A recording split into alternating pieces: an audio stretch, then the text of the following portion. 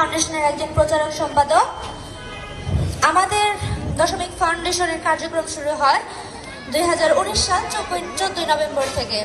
আমাদের সংগঠনের মূল কাজ হচ্ছে আমরা ছিন্নমূল পথ শিশুদের নিয়ে এবং বাচ্চাদের জন্য যে পাঠশালা নিয়ে কাজ করে থাকি। আমি এখন সাংস্কৃতিক সংগঠনগুলো পুনরুজ্জীবন এবং শিল্পীদের উঠিয়ে আনার জন্য প্ল্যাটফর্ম, শিল্পীদের অধিকার এবং তাদের ন্যায্য দাবিগুলো নিয়ে উপস্থাপন করব। প্রতিটা ন্যাশনাল প্রোগ্রামগুলো দুর্নীতি মুক্ত করা দরকার।